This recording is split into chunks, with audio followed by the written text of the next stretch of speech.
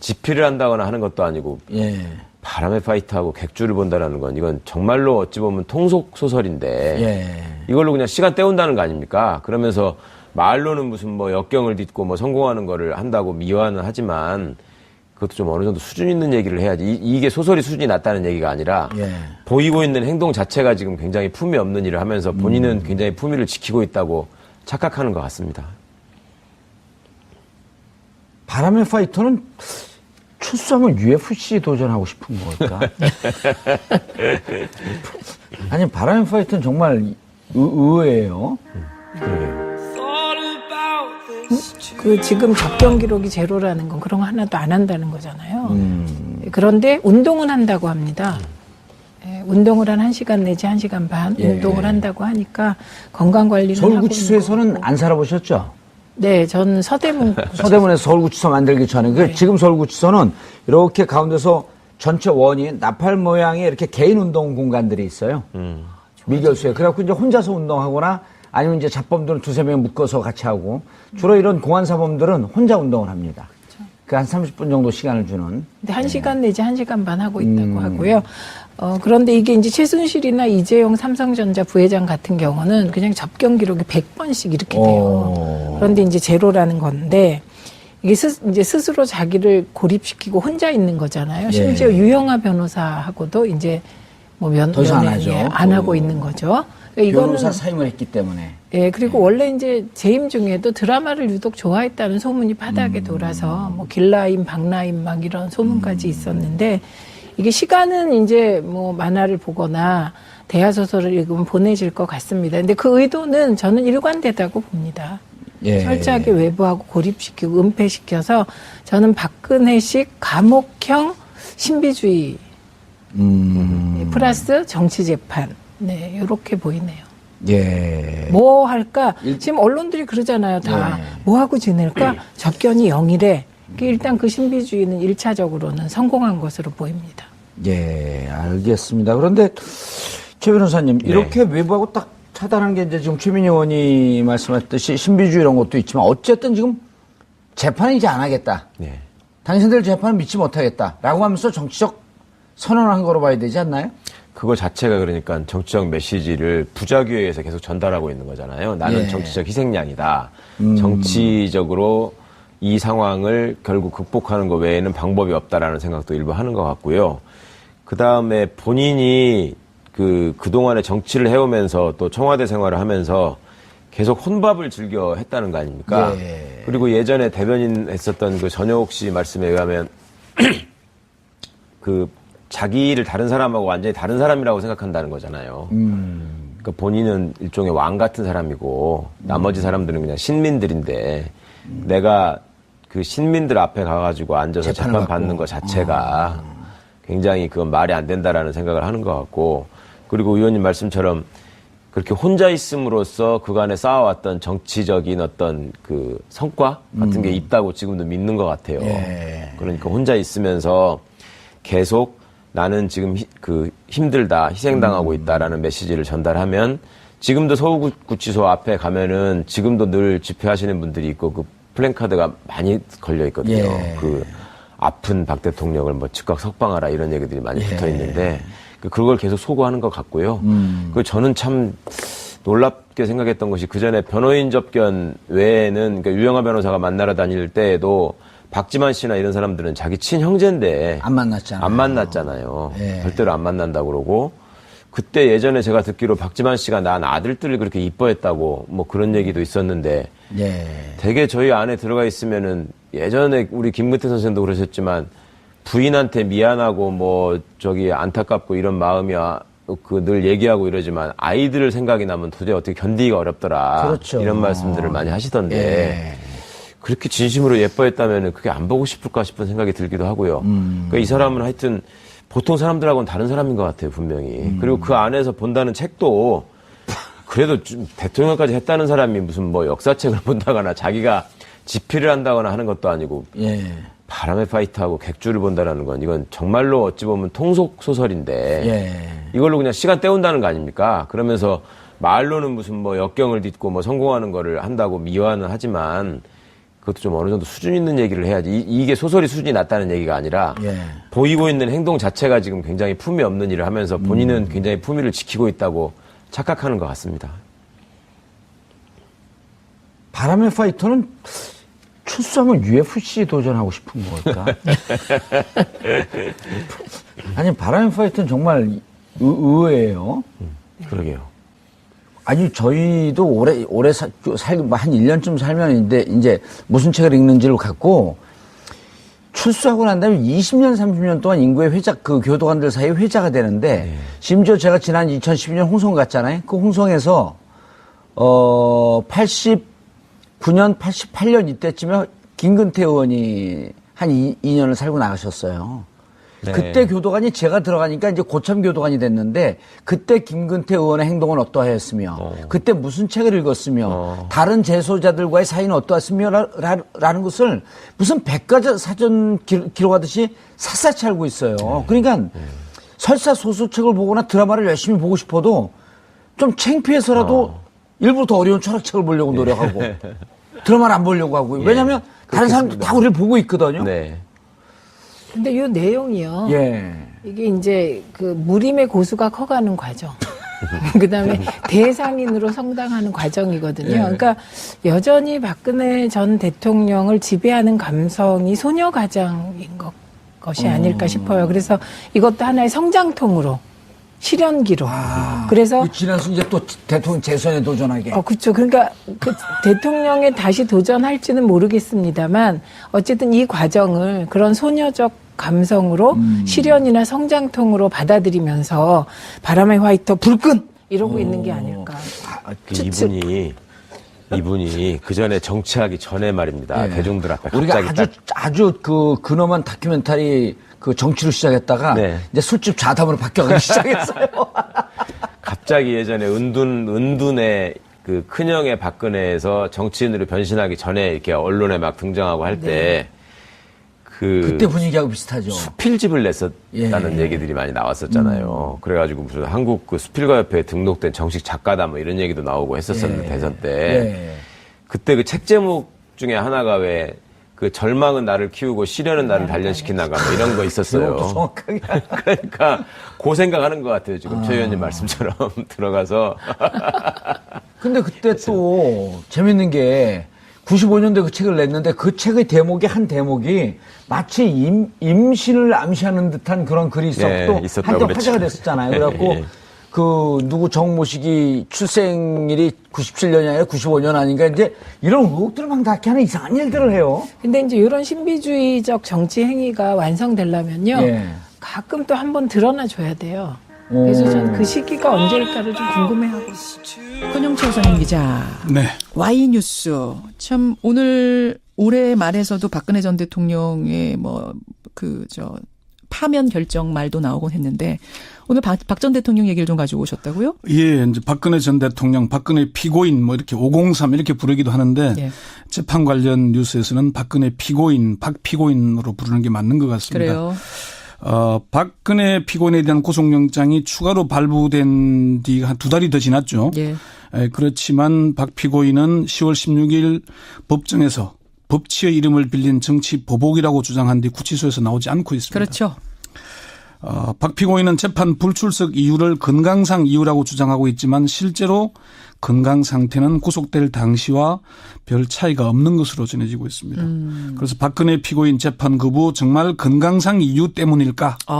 이렇게 주제를 정해봤습니다. 재판에 불출석하는 이유가 정말 건강 때문일까? 예. 정말 그렇다고 생각하시는 분이 많지는 않을 것 같습니다만 상황 체크를 해보신 거죠? 지난달 27일, 28일 두 번의 재판 불출석은 건강상의 이유라고 주장을 했습니다. 구치소 측에서 박 전 대통령이 허리 통증을 호소하고 있고 무릎 부종으로 진통제 처방을 받았다. 이런 얘기를 했었거든요. 예, 예. 그렇지만 담당 재판부는 박근혜 피고인이 정당한 사유 없이 출석을 거부하고 있는 걸로 파악하고 있습니다. 지난 12일 서울중앙지법 형사 22부 김세윤 재판장은 피고인이 법정에 나가기를 거부하고 있고 법정에 인치하기 곤란하다는 취지의 보고서가 왔다. 박근혜 피고인이 정당한 사유 없이 출석을 거부하고 교도 간의 인치도 현저히 곤란하다고 한다. 그래서 골석 재판을 하겠다고 선언을 한 그렇게 겁니다. 했었죠. 그렇다면 박 피고인 박근혜 전 대통령 건강 상태는 진짜 어떤 건가요? 검찰과 법무부 구치소 관계자 등에게 확인해 보니까 건강은 구속될 때와 큰 차이가 없다고 합니다. 그래요? 교정당국의 한 고위 관계자는 박 피고인의 건강이 심각하다고 주장할 만큼 나쁘지 않다. 건강은 처음 들어왔을 때와 비슷하고 그동안 병원에 3차례나 나가도 결과는 똑같다. 알겠습니다. 허리 디스크 판정을 받긴 받았었잖아요. 예, 이게 이제 2번째까지 나갈 때는 노화에 따른 퇴행 증상이라 그랬는데 지난달에 MRI를 찍었잖아요. 예. 그때 이제 박 전 대통령에게 허리 디스크가 생겼다고 이렇게 판단을 허리 했습니다. 디스크는 있는 건 맞지만 허리 디스크 있다고 뭐 재판 못 갈 정도는 아닌 거니까. 예. 다른 건강 이상은 없습니까? 무릎이 안 좋은 상태에서 약을 복용하는 것으로 알려졌고요. 또 예. 소화장애도 있는 걸로 알려졌습니다. 그렇지만 발가락이 처음에는 많이 아프다 그랬잖아요. 그렇죠. 내성 발톱 때문에. 지금은 발가락 얘기는 하지 않고 있고 박 피고인은 지금 구속 이전에도 그랬지만은 소화 기능이 좋지 못해서 예. 구치소에서 제공되는 식사의 절반 정도만 천천히 먹는다고 합니다. 그래서 구치소 생활은 어떻다고 그래요? 별다른 문제 없이 지내고 있는 것으로 확인이 됐습니다. 뭐 규칙적인 생활로 식사하고 설거지도 하고 샤워도 하고 책을 읽다가 또 지지자들이 보낸 편지도 읽기도 하고. 하루에 한 30통 정도 온다면서요? 예. 가끔 뭐 하루에 1시간 정도 운동장에서 운동도 하고 그렇게 한다 그럽니다. 그래. 어떤 운동을 한대요? 운동은? 운동이라는 게 과거에는 왜 요가도 하고 단전호흡도 했잖아요. 예, 이제 예. 그건 허리 통증 때문에 안 한다 그러고요. 1시간 정도 구치소 운동장에서 뭐 바람도 맞고 햇볕도 쬐고 뭐 걷는 걸 운동이라고 얘기를 합니다. 햇볕도 쬐고 바람도 쐬고 걷는데 네. 법정에는 안 나온단 말이죠. 그렇죠. 그렇죠. 네. 외부인은 만납니까? 전혀 접촉하지 않고 있습니다. 전혀요. 10월 16일 2차 구속영장이 집행된 이후에 유영하 변호사가 두세 차례 면회를 했거든요. 그 이후에는 누구와도 면회를 하거나 접견을 하지 않고 있습니다. 일상적으로 만나는 교도관과 진료를 위해 만나는 의사 외에는 어느 누구도 접촉하지 않은 채 스스로 고립을 자처하고 있는 겁니다. 박근혜 정부에서 뭐 고위직을 지낸 인사라든지 가까운 친박계 인사들이 찾아오기도 할 법한데. 일부 고위직 아주 극소수의 고위직들은 간접적으로 예. 뭐 만나고 싶다는 의사를 지내오는데 박 피고인이 안 만난다니까. 그렇게 하고 있답니다. 하긴 국선 변호인들 자신의 변호를 맡고 있는 국선 변호인들도 안 만난다는 소리 들었는데 그 후로도 정말 한 번도 안 만났대요. 그렇죠. 국선 변호인으로 선임된 뒤에 서너 차례 편지를 보내서 면회를 갈 테니까 만나달라고 했는데 예. 박 피고인은 생각 없다. 생각 없다. 그 편지에 대해 답장도 안 하고 교도관들을 통해서 만나지 않겠다는 의사를 전달해달라. 이렇게 하고 있답니다. 그래요. 그 책을 아까 읽는다고 그러셨죠? 책. 그 책은 어떤 책을 읽는다고 합니까? 역사 소설을 많이 읽는다고 합니다. 역사 소설 중에는 객주, 김주영의 객주도 읽었고 태평양 전쟁도 읽었다고 하고. 그 책은 사실은 누가 넣어줘야지 읽는 건데 그건 누가 넣어주고 있어요? 그동안에는 유영하 변호사가 접견 때마다 이제 바꿔줬고요. 예. 지금은 유 변호사 사무실 직원이 대행하고 있다고 합니다. 사무실 유영하 변호사 측에서 네. 편지 한 30통 오는 건 여전하고. 그렇습니다. 한 8개월이 지났는데 한 3,000통 넘는 편지가 왔다고 하니까 꽤 많이 온 거죠. 다 팬레터예요.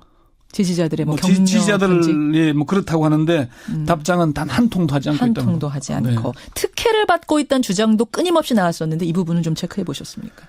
그 여성 사동에서 의료과까지 한 300m 거리가 되는데 이게 이제 휠체어를 타고 간다거나 일반 수용자들이 진료가 끝난 시간에 간다. 이래서 특혜가 아니나 주장이 나왔는데 전직 대통령이고 특히나 일반 여성 수용자도 남성 그 사동을 지나가야 된다 그럽니다. 그러니까 접견하는 사람들 그러면 야유를 받을 수도 있고 뭐 혼란이 올 수도 있지 않습니까?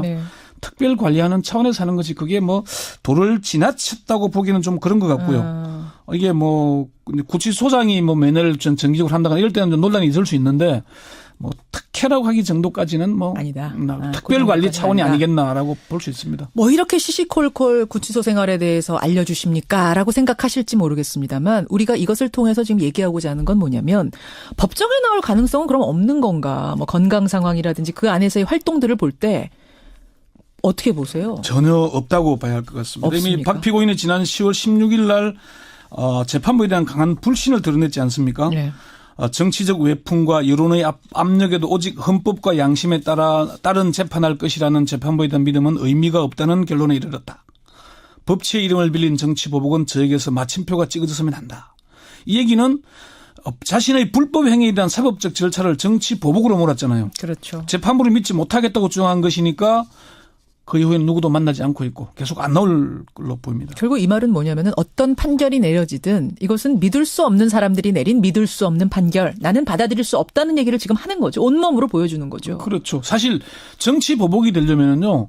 누구를 구치소나 정부 당국이 박근혜 피고인을 못 만나게 해야 되는데 스스로 안 만나는 거잖아요. 그렇죠. 그리고 본인이 대통령일 때 이미 구속 물론 파면된 뒤에 구속이 됐지만은 그래 된 거지 않습니까? 예. 누가 정치 보복을 했다는 겁니까? 그러게요. 스스로 정치 보복을 했는지는 모르겠습니다만은. 지금 스스로란 말씀하셨어요. 그러니까 탄압을 받고 있는 게 아니라 스스로 고립무원을 자초하고 있는 건 아닌가. 저는 지금 오늘의 쭉 말씀 들으면서 그렇게 네. 정리가 되네요. 네, 그렇게 보는 게 맞을 것 같습니다. 예, 지난주 최순실 씨에 대한 재판 보면서 박근혜 전 대통령은 지금 어떻게 생활하고 있는지 예, 권영철 손님 기자와 함께 알아봤습니다. 수고하셨습니다. 네.